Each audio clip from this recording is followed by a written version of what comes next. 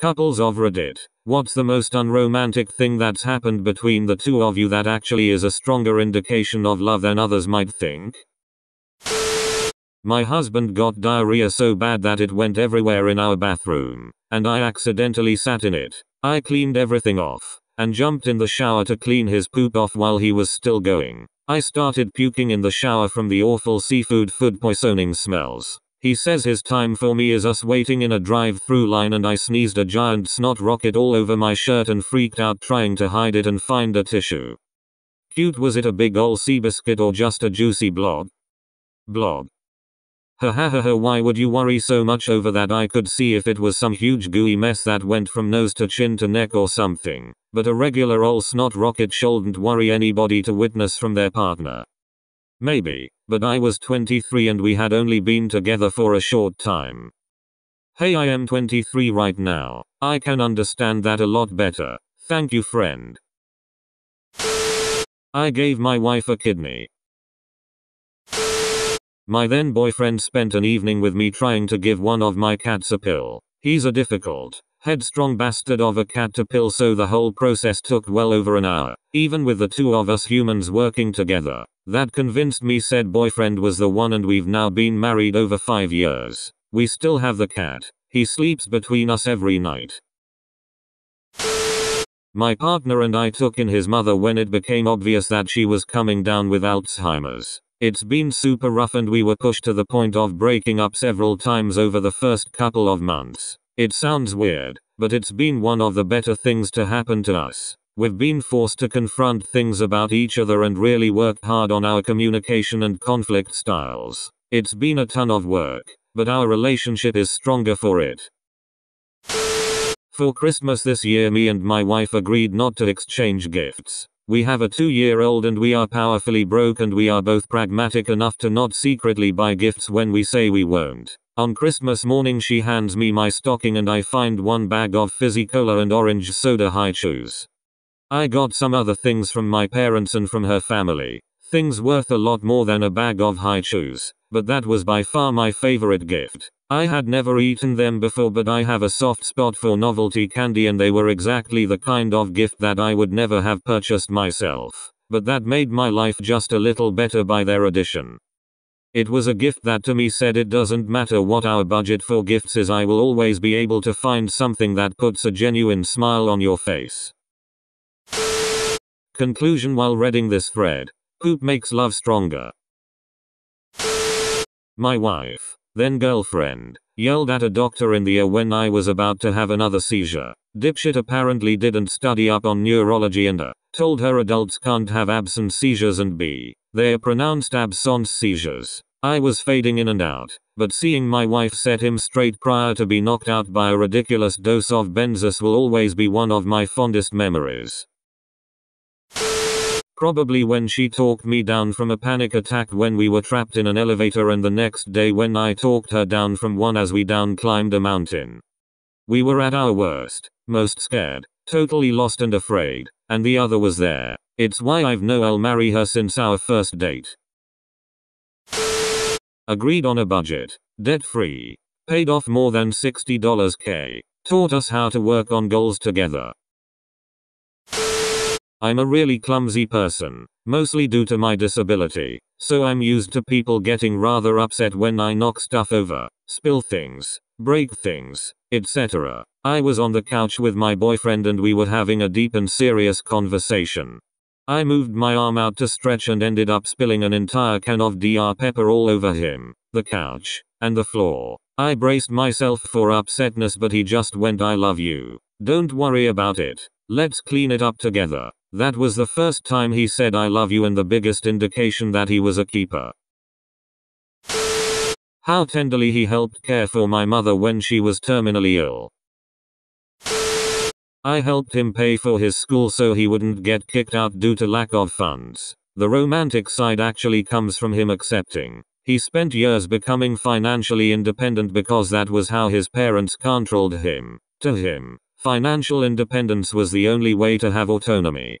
Him accepting money from me meant he trusted me completely to respect his autonomy. Of course, it is much healthier for us to Couples should be able to rely on each other without feeling manipulated or controlled. Big first step for us, and we've been happily married 7 years now. When we'd been married about 10 years, 2 little kids, jobs not paying enough to cover daycare and bills, and were having the sort of fight that these stresses can precipitate. It was a nasty one. We were not holding back with unkind things said to each other. And then the phone rang. My dad was in the hospital 1,200 miles away. He'd had a stroke. Docs were unsure whether he'd live.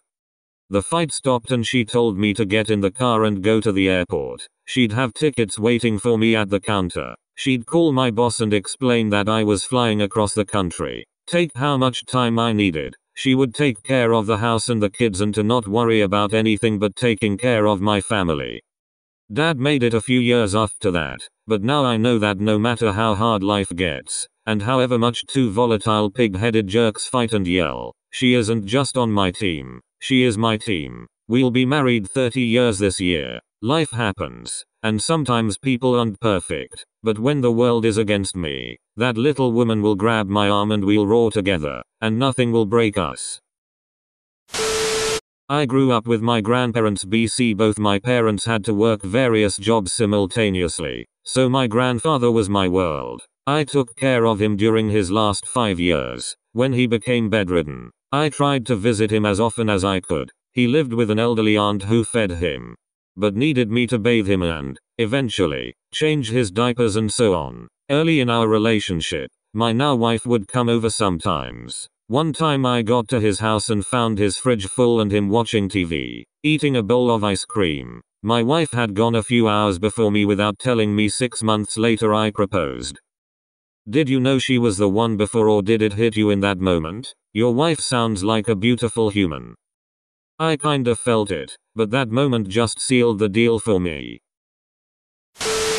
My boyfriend made me go to the gynecologist to talk about getting an ablation after watching me struggle from crippling pain and bleeding every month for years. He said not to worry about money or anything else besides solving my problem. Fast forward 2 months and I got a call from my surgeon. Apparently I missed the fact that they did a biopsy when they removed my polyps and found uterine cancer.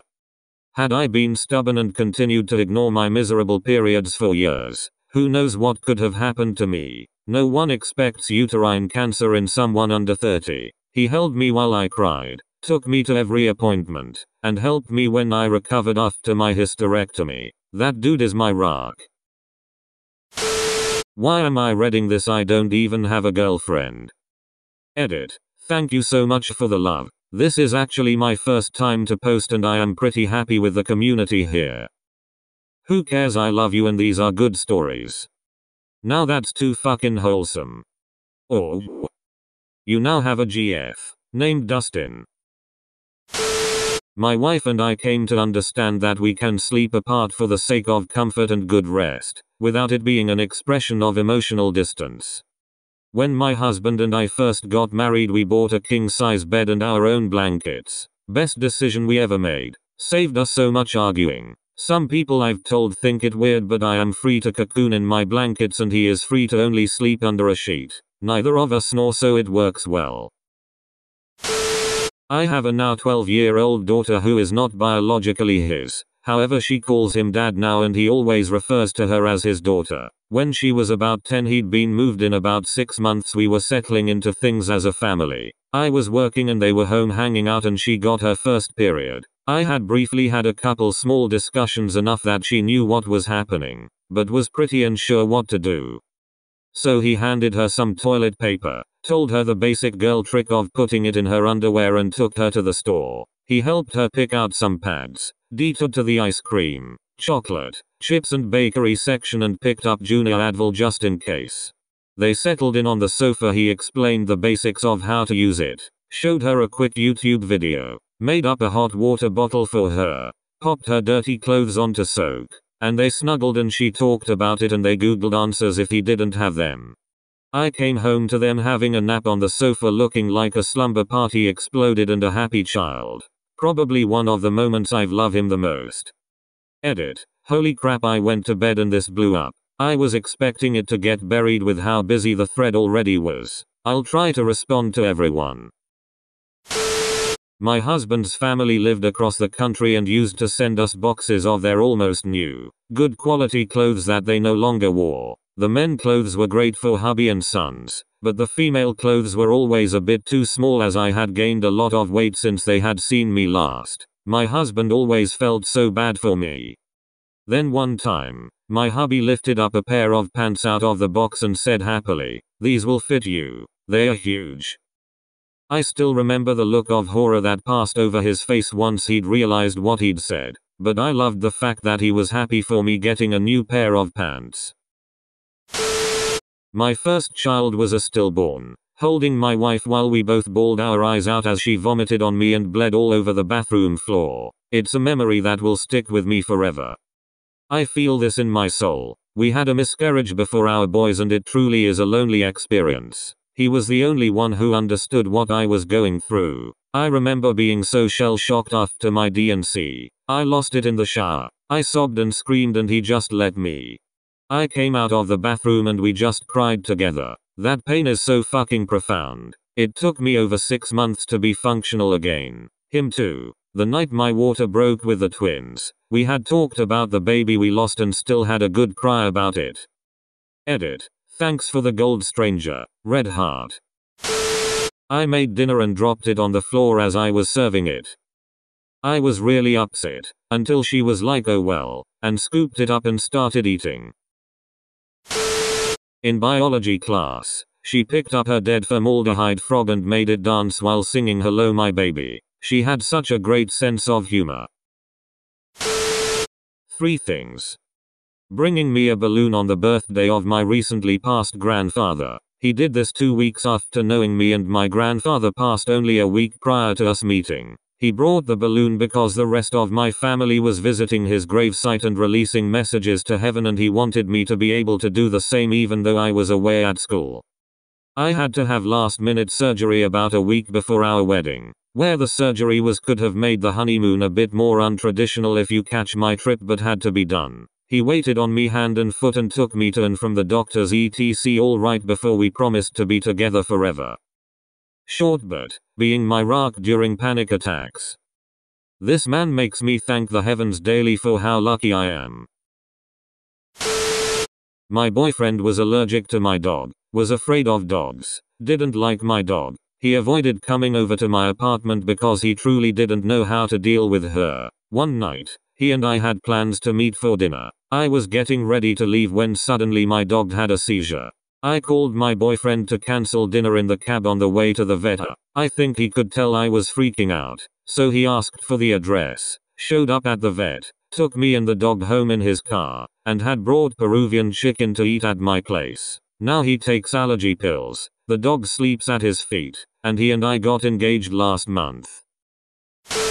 We were spending some time camping around southern Utah last winter, our second camping trip together. The first trial was in the rain around 11 p.m. We were looking for a place to camp, and we ended up getting stuck in the mud. After a struggle of digging around in mud and pushing hopelessly, we were able to get out. We didn't hate each other and were immediately able to laugh at the situation, while soaked and covered in mud. In an attempt to locate our next random middle of nowhere canyon to hike in, we went down a hill that we instantly realized was a terrible mistake, and thus began the second trial. We began using every trick we could think of to get the truck out, collected every piece of wood and rock we could find to help us build a ramp. We were stuck for almost 6 hours, and again we didn't fight or stress each other out. We worked together and got through it. Not stressing each other out and working together through these situations was one of the best indicators that I wanted to be with him for a long time. We met because she drove me to the hospital when I was pissing blood, kidney infection, and said yes to a date 2 days later. She's been my rock ever since.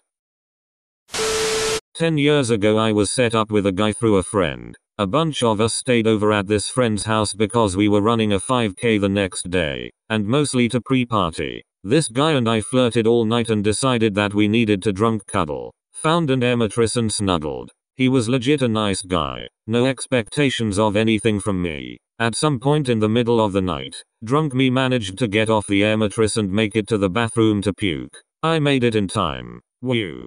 Close one.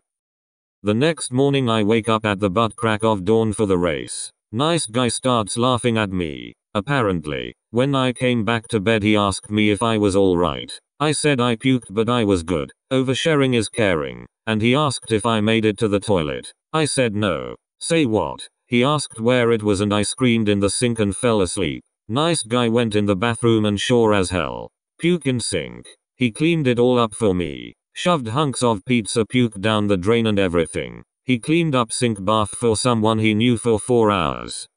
We've been married almost 6 years now, and our code for any time we need help from each other is in the sink. Example, hey babe, you need backup putting together the IKEA shelving. No, hun, I'm not in the sink yet. I love him. Barfing in sink on a first date not always a deal breaker. Do you think poop is the most romantic bond ever? Drop a like and subscribe for more lovely stories. Salad to love.